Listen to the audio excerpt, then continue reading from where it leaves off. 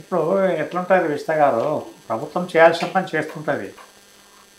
ఆటంకాలు అడ్డు ఏదొచ్చినా కానీ దానికి ప్రభుత్వం ఏం చేయలేదు కదా. అది వైపరీత్యం ఏదైతుందో దాని లీగల్ ఎవరి హక్కులకు వాళ్ళు ఓట్లాడతారు, కోర్టుకు పోతారు, అది విషయం వేరు.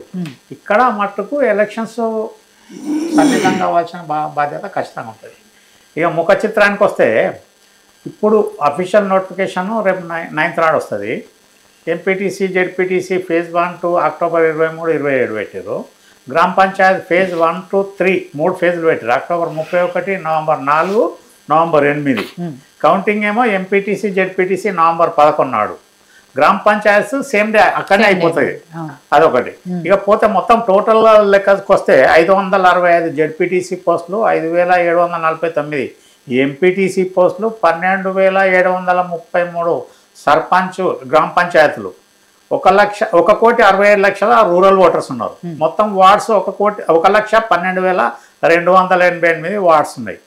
పోలింగ్ ఏదైతే ఉందో బ్యాలెట్ పేపర్ సిస్టమ్ ఉంటుంది.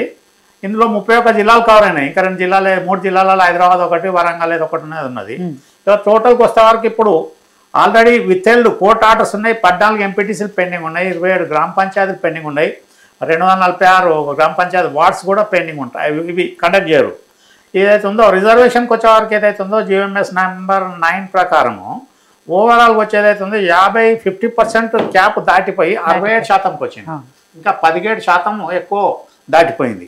తర్వాత ఇప్పుడు జీపీస్ 3 అనుకున్నారు. తర్వాత కోటా క్యాప్ దాటిన తర్వాత బీసీ రిజర్వేషన్ పాలసీ మీద లీగల్ ప్రాబ్లమ్స్ ఎంత మటుకు అన్నది దానికోసం చూస్తారు. ఇక్కడ దీని మీద కోర్టు జడ్జిమెంట్ ఏముంటుంది అన్నది మన చేతిలో లేని పని అది. అయితే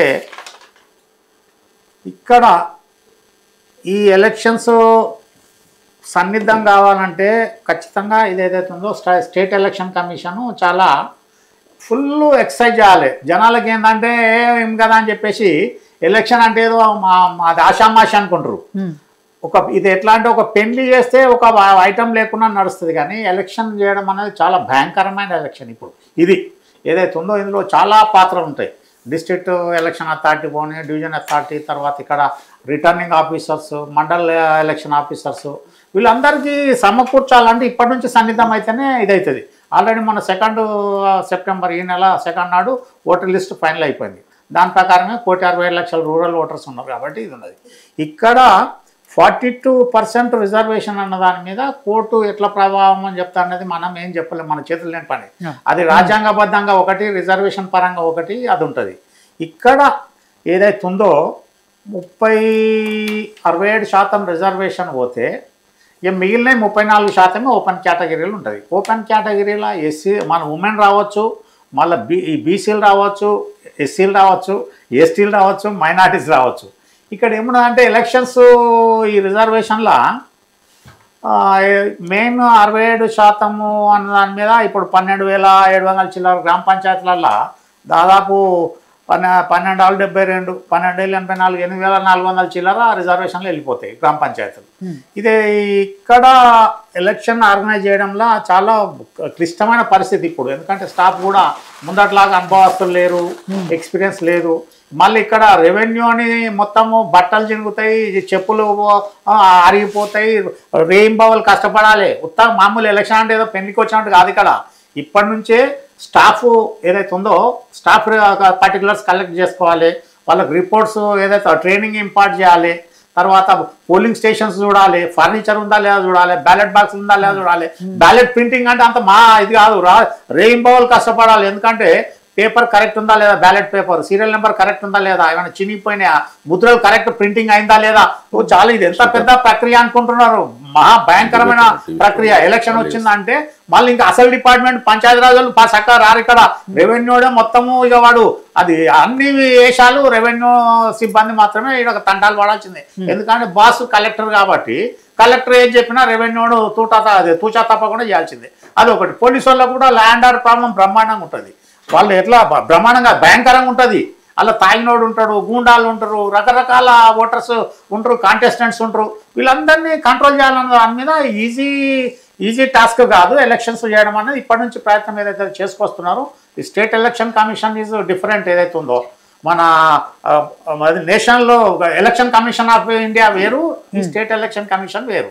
ఇక్కడ రిటైర్డ్ ఐఏఎస్ను పెడతారు, దాని ప్రకారం ఉంటుంది, వాళ్ళకి ఎంత మటుకు అన్నది అనేది ఉంటుంది.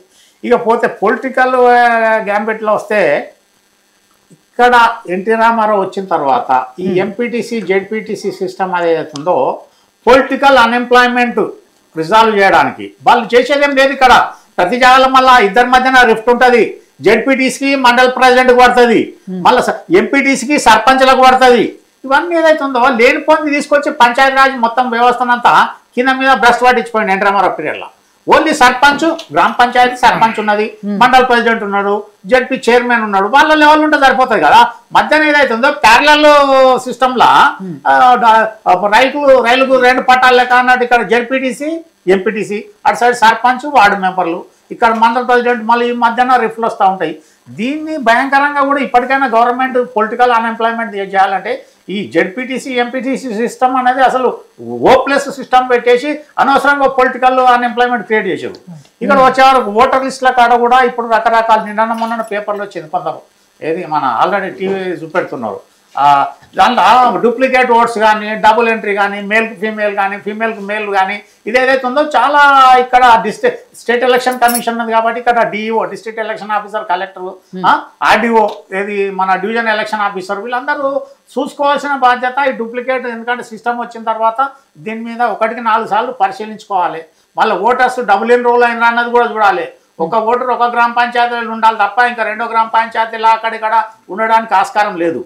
ఇక పోతే ఇక్కడ పొలిటికల్ యాంగిల్లో పోతే మొట్టమొదట పార్టీ సెకండరీ, ప్రైమరీ క్యాండిడేట్ ఇక్కడ జెడ్పీటీసీ కానీ, మీరు ఎంపీటీసీ కానీ, సర్పంచ్ కానీ, వార్డు మెంబర్ కానీ, అమాంగ్ ఆల్ ది రిజర్వేషన్ క్రైటీరియాలో కూడా హూ ఇస్ ది బెస్ట్. మనం ఒక 1/4 కిలో టమాటా కొంటా అంటేనే మురిగిందా మంచిగా ఉందా అన్న చూస్తాం. ఇక్కడ ఏదైతే ఉందో లోకల్లో అందుబాటులో ఎవడు ఉంటాడు అన్నది ఇంపార్టెంట్. కొందరు ఏం చేస్తారంటే అర్బన్ కమ్ రూరల్ జంపింగ్ జలాన్ని ఉంటారు వాళ్ళు. ఇక్కడ డ్యూయల్ రోల్, ఒక కాలు ఇక్కడ ఉంటుంది, ఒక కాలు అక్కడ ఉంటుంది. అక్కడ సర్పంచ్గా పోటీ చేస్తారు, వార్డు మెంబర్ ఏ రకంగా ఉన్నది కదా. ఇప్పుడు ఇండైరెక్ట్ ఎలక్షన్ అనుకోండి, వార్డు మెంబర్గా పోటీ చేయడానికి పోతాడు. ఇక్కడ పబ్లిక్ ఏదైతే ఉందో పార్టీని సెకండరీ ఇష్యూ. ఇక్కడ ప్రైమా ఫేస్ ఏదైతే ఉందో candidate projection important. Selection of candidates మీద ఎలక్షన్ డిపెండ్ అయి ఉంటుంది ఇక్కడ ఏ పార్టీ కానీ, బీజేపీ కానీ, బీఆర్ఎస్ కానీ, కాంగ్రెస్ కానీ. ఇక్కడ తర్వాత ఇంకొకటి, ఇది పార్టీ బేస్డ్ కాదు ఎలక్షన్, ఓన్లీ ఏదైతే ఉందో local Panchayati Raj sarpanch election purely independent ఉంటుంది. కాకపోతే అఫిలియేటెడ్ సపోర్ట్ అది విషయం వేరు ఉంటుంది. ఇక్కడ ఇంకొకటి నెక్స్ట్ కేటగిరీ ఏదైతే ఉందో ఇళ్ళ గెలిచిందా, అండ్ల గెలిచిందా, ఇళ్ళ గెలిచిందా అన్నది కాదు.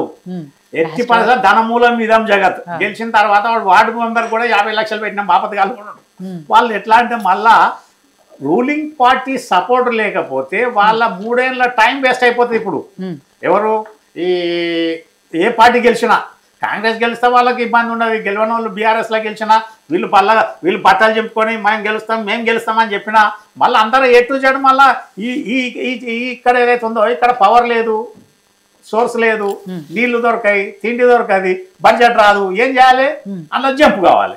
అంత మటుకు ఇది కంపల్సరీ ఈ సిస్టమ్ కంటిన్యూ అయితే చూసుకోరు మీరు. ఈ రకంగా ఏదైతే ఉందో బీజేపీకి అన్నది, బీజేపీ సిచ్యువేషన్ కూడా ఏదైతే ఉందో వాళ్ళకు క్యాడర్ ఉన్నది, వాళ్ళు ఉండొచ్చు. బీజేపీకి క్యాడర్ ఎక్కువ ఉన్నది కానీ కన్విన్సింగ్ నేచర్. తెలంగాణలో ఉన్న బీజేపీలల్లా ఎంతసేపు ఊకదంపుడు అన్నట్టు వాళ్ళు ఏదో హెడ్ క్వార్టర్లు ఉండి అర్బన్ గ్రోత్లు ఉన్న వాళ్ళే ఎక్కువ ఉన్నారు బీజేపీలో. అర్బన్లా ఉన్న వాళ్ళే ఉన్నారు. వాళ్ళకి మనకు రిజల్ట్ ఏం చెప్తుంది, ఎమ్మెల్యేలు ఎమ్మెల్యేలకు వచ్చేవారికి 8 వచ్చినాయి, అక్కడ ఎంపీలకు వచ్చేవారికి 8 మంది. ఎందుకు? మోడీ ప్రొజెక్షన్లో నేషనల్ లెవెల్లో సిస్టంలో చూసారు. ఇక్కడ ఓటర్ థింకింగ్ కూడా పెరిగింది, ఓటర్ ఆలోచన విధానం కూడా పెరిగింది. ఏదైతే ఉందో ఓటర్ ఏదో గుడ్డిగా వాళ్ళ కుదినట్టని కాదు, డబ్బులు ఎవరిస్తే వాళ్ళు తీసుకుంటారు, వాళ్ళని ఎటు చేయాలని అంటుంటారు. ఆ రకంగా వీళ్ళు అన్నట్టు ఇంకొకటి మన యాదగిరి గారు ఎంతసేపు వాళ్ళ కాంగ్రెస్ హామీలు ఫెయిల్ యాడికెళ్ళి చేస్తారు, వాళ్ళు తీసుకొచ్చామన్నా సంత మాస్తులు ఇవన్నీ ఫుల్ఫిల్ చేస్తారా? చెప్పడం అందరు చెప్తారు. హామీలు ఫెయిల్ అయినా వాళ్ళకి ఎంత జస్ట్ ఫ్రాక్షన్ ఆఫ్ 1.5-2% ఓట్లలో మొత్తం ఎక్స్చేంజ్ తక్తా ఏదైతే ఉందో మారింది. ఇక్కడ వీళ్ళు ఎన్ని చెప్పినా ఈ బెనిఫిట్స్ పొందేటోళ్ళు ఎవరు లేరు కదా. 1,67,00,000 ఓటర్లల్లో అందరు బెనిఫిషరీస్ కాదు, తింపి కొడితే 60 లక్షలు ఉండొచ్చు. ఇంకా 1 కోటి ఓటర్స్ ఎవరైతే ఉన్నారో నాన్ బెనిఫిషరీస్ ఉంటారు. వాళ్ళ థింకింగ్ వే ఆఫ్ థింకింగ్ వేరు ఉంటుంది. ఇక్కడ యూరియా అన్న దాని మీద ఏదైతే ఉందో వాళ్ళు కాంగ్రెస్ చెప్పుకోలేకపోతున్నారు. ఇప్పుడు సప్లై అయిపోయింది. గోదావరి కానీ ఏదైతే ఉందో రామగుండం ఫెర్టిలైజర్ ఫ్యాక్టరీ కూడా క్లోజ్ అయి ఉన్నది. రష్యా ఉక్రెయిన్ వార్ చేయంగా మనకి ఇంపోర్ట్ కూడా తగ్గిపోయింది. ఇవన్నీ సమస్యలు వాళ్ళు చెప్పుకోలేకపోతున్నారు. ప్రొజెక్షన్ ఏదైతే ఉందో దాని ప్రకారం ఉండాలి. ఇక్కడ మనకి ఇంకా కూడా గవర్నమెంట్ తేరుకుంటలేదు. ప్రతి ఒక్కరు 5 ఏళ్ళ కోసం రావాలి, పాకులాడాలి, పవర్ ఎంజాయ్ చేయాలి, పోవాలన్నది. కానీ రాబోయే పరిస్థితుల్లో ప్రజలకు ఏం కావాలి, ఏం చేయాలి, ఎట్లా అన్నది లేదు. ఇలా చూసారా, ఒక మన సిరిసిల్ల తాలూకాల కోతులను, ఇంటి మీద కోతులను కొట్టబోయి పడి చచ్చిపోయింది. వాళ్ళ పేపర్లు వచ్చింది ఈనాడులో. ఈ రకంగా ఏదైతే ఉందో వీళ్ళు long run future plan, next వచ్చే తరానికి, రాబోయే తరాలకు ఏం చేయాలన్నది ఈ గవర్నమెంట్లకు ఇవ్వలకు లేదు. డెమోక్రసీ ఓవర్ అయిపోయింది. ఇప్పుడు చైనాకు ఇండియాకు తేడా అయింది. వాడు 20 ట్రిలియన్ కార్డు ఉన్నాడు, మనం 5 ట్రిలియన్ కార్డు ఉన్నాం. జనాభా కార్డు ఏమున్నది, అదే 1,45,00,000, 145 కోట్లు, 144 కోట్లు, 1 కోటి తేడాలు ఉన్నారు. వాళ్ళు ఎందుకు పోగలుగుతున్నారు? ఆడ డిఫెన్స్ ఏదైతే ఉందో, వర్క్ సిస్టమ్ ఏదైతే ఉందో, వచ్చి ఇక్కడ కదా ప్రజలు కదా, ఈ స్టార్లు, మెగా స్టార్లు, ఈ స్టారు, తొక్కా స్టార్, వీళ్ళు ఒడగొట్టి ఏమున్నది ప్రజల మీద, వాళ్ళ ప్రజల కష్టార్జితంతో వీళ్ళు స్టార్లు ఎదుగుతున్నారు. క్రికెట్ ప్రపంచం మొత్తంలో క్రికెట్ మ్యాచ్లు ఉన్నాయా? ఏమున్న పనికిరాని ఎక్కడైతే మొత్తం నవాబీ తాటు ఎంజాయ్ చేద్దాం అన్న దగ్గరనే ఈ క్రికెట్ పిచ్చి, సినిమాల పిచ్చి. నిన్న పాపం విజయ్ క్రేజ్ ఎక్కడిది? సినిమా వాళ్ళు కదా, 40 మంది చచ్చిపోయారు అమాయకంగా. ఎందుకు? నీకు మీద ఉంటే నువ్వు ఇంట్లో ఉన్నా కానీ నువ్వు మంచితనం చేస్తాను, నువ్వు ఓపెన్గా ఎలక్ట్రానిక్ మీడియా వచ్చింది, ప్రింట్ మీడియా వచ్చింది, డిజిటల్ సోషల్ మీడియా వచ్చింది, ఆ ప్రకారం ప్రచారం చేయాలి. పాపం అమాయకులు, చిన్న పిల్లగాడు కూడా చనిపోయింది నిన్న. అది ఎంత భయంకరమైన సిచ్యువేషన్. జనం ఎటుపోతున్నారు.